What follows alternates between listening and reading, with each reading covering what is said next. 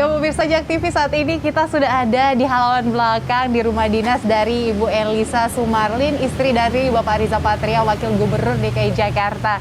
Nah ini di sekitar kita pemirsa sudah ada tanaman-tanaman toga yang ditanam langsung oleh Ibu Elisa. Bu, ini boleh diceritakan tanaman apa aja ini Bu yang ditanam? Ini alhamdulillah ini untuk keperluan di rumah ya.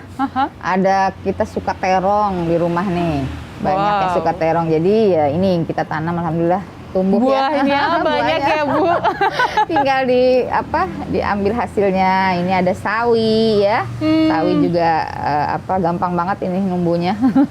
Ini ada seledri ya untuk bikin sop Bapak tuh. Oh, Bapak suka sop ya? Iya, Ibu, Bapak suka sop juga. Yang bening-bening tuh dia suka sop.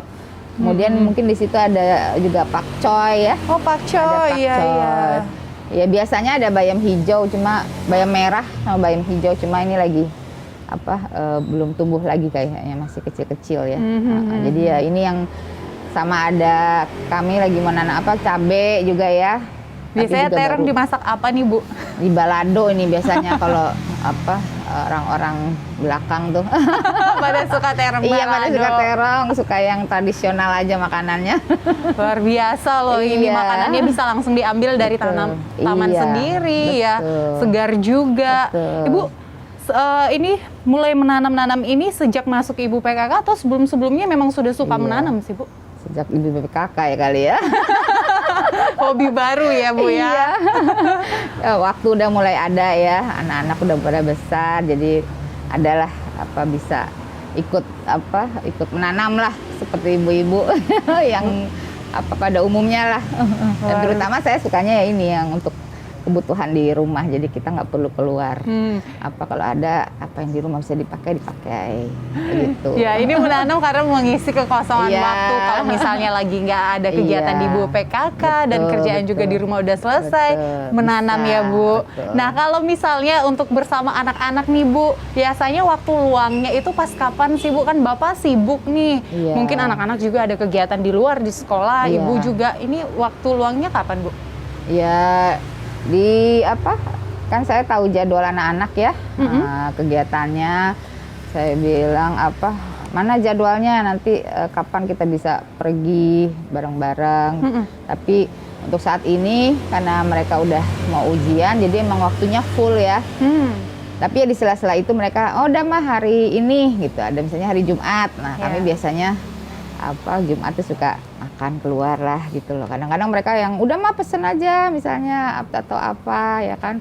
Ya udah untuk karena masih situasi seperti ini ya udah, atau mereka suka masak juga di dapur. Oh, anak-anak senang memasak juga ya? Iya, masakan kekinian tapi ya. Karena pada saat waktu pandemi banyak konten masak sih Ibu ya. Betul. Jadi mereka senang masak, nanti saya yang disuruh cobain. Oh, jadi juri juga ujung-ujungnya. Tapi luar biasa loh. Kalau anak-anak juga seneng di rumah karena kan banyak juga orang yang nggak betahan ya Bu di rumah. Betul. Nah itu gimana sih Bu cara mengedukasi anak supaya maksudnya nyaman di rumah, apalagi pada saat pandemi saat ini? Itu gimana Bu? Tipsnya mungkin bisa dibagikan? Mungkin karena anak saya itu udah 17 tahun ke atas ya, itu mereka kan udah kayak teman sama saya ya. Saya juga seperti adik sama mereka gitu. Jadi ya sama-sama ininya lah saya ngikut ke mereka, masuk ke dunia mereka ya kan. Kadang saya bilang mama juga pernah semasa umur kalian, jadi tahu gitu, merasakan dari model baju lah mau seperti ini ya kan. Nah itu mereka pasti curhat lah. Alhamdulillah curhat semuanya. Semua curhat. Ya, ini ke Ibu aja atau ke Bapak juga sih kalau mereka curhat? Kalau untuk ini ya lebih ke saya ya. Tapi kalau untuk yang hal-hal yang organisasi atau mungkin ke ayahnya, lebih bertanyanya ya, lebih kayak ahlinya itu. Mungkin hal-hal yang berat kali ya. Hal yang berat, kepemimpinan kan mereka soalnya ikut di OSIS juga tuh. Ada di OSIS, ada yang macam-macam lah, organisasi lah. Jadi ya saya bebaskan mereka biar mereka bisa aktualisasikan dirinya ya kan, bisa bersosialisasi gitu. Wah, luar biasa. Alhamdulillah sih. Kalau nilai-nilai yang paling penting yang selalu Ibu tanamkan dengan Bapak kepada anak-anak itu apa Bu? Ya kita harus banyak bersyukur ya. kita dengan kehidupan kita saat ini, harus banyak empati ya. Anak-anak tuh luar biasa memang dari kecil mungkin dari TK ya, karena pendidikan itu yang tadi saya bilang pendidikan Islam itu ya di keluarga kami ya sudah tertanam dari kecil. Jadi sudah kalau ada temennya yang apa tuh mereka pasti udah maunya membantu gitu ya. Ada teman ketinggalan apa ya misalnya ya di sekolah, itu pasti yang menemukan mereka ini punya siapa gitu. Jadi sampai orang tuanya tuh nanti di grup, oh ya terima kasih ya apa mama gitu loh, apa udah ada yang mau nyimpenin barang apalah gitu, barang berharga ya. Ketemu tuh mereka udah tahu ini punya siapa, kita harus simpenin gitu. Nanti di share di grup ada yang ketinggalan ya. Itu ada empati lah, mau berbagi, sabar, banyak bersyukur, dan jangan lupa ya itulah apa kita selalu memohon kepada Allah ya kan. Jadi alhamdulillah sejak dari dini jadi agamanya sudah kuat. Jadi apa mereka lebih tahu. Saya selalu bilang, mama nggak bisa lihat ya kan kalian berbohong atau enggak ya, tapi ada yang di atas yang melihat kalian. Itu yang selalu di kepala mereka. Jadi alhamdulillah apa mereka selalu terbuka sama saya, sama bapaknya juga. Empati, sabar, dan bersyukur, dan dasar agama yang kuat itu salah satu fondasi yang ibu dan bapak berikan kepada anak ya untuk bekal nanti di kehidupannya ke depan. Nah kalau misalnya ada debat nih Bu, maksudnya ya biasa ya ada perkelahian kecil antara anak-anak atau misalnya perbedaan pendapat antara ibu dan antara anak ke bapak atau anak ke ibu. Ini gimana cara menyelesaikannya kalau di keluarga Bu?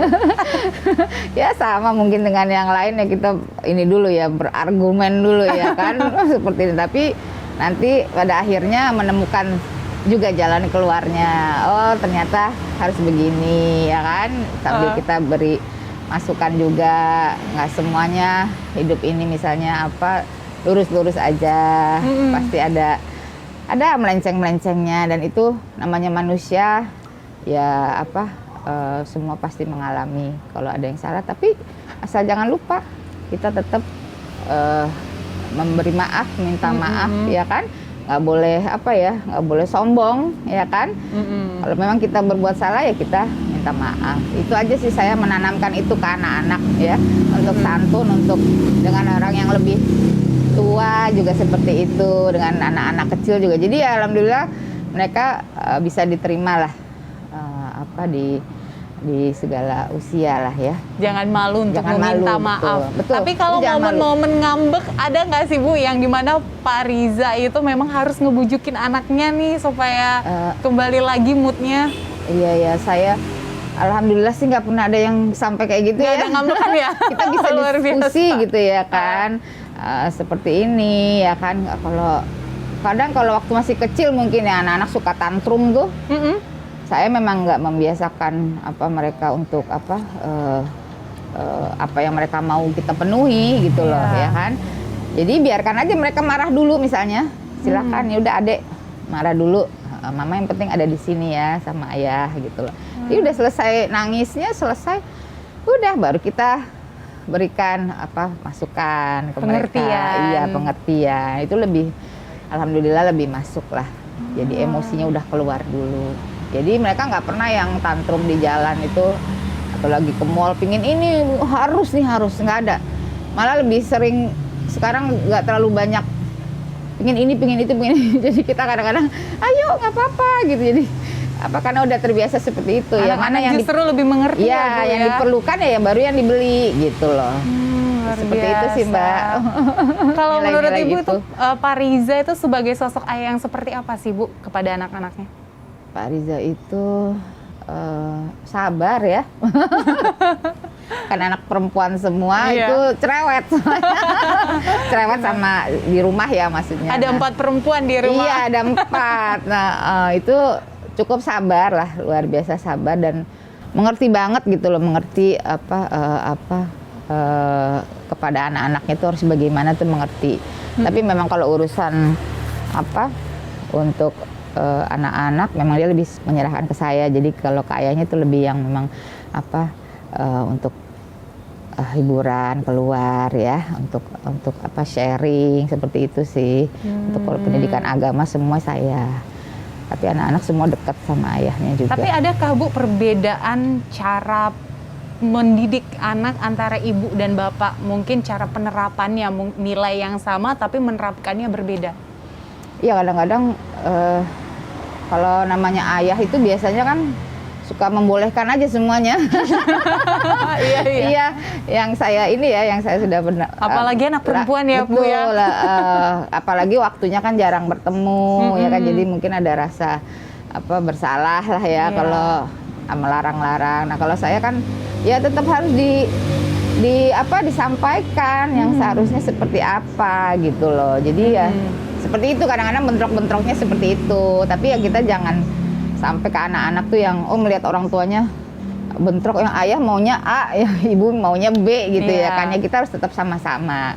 Jadi saya bilang kalau untuk ini biar aku gitu ya kan, ayah bagian yang ininya gitu. Paham sudah gitu loh. Jadi anak-anak pun udah ngerti kalau dengan mama harus apa, dengan ayah harus apa. Seperti Sudah itu sangat sih. mengenal ya sifat-sifat orang tua dan betul. anak juga sebaliknya. Betul.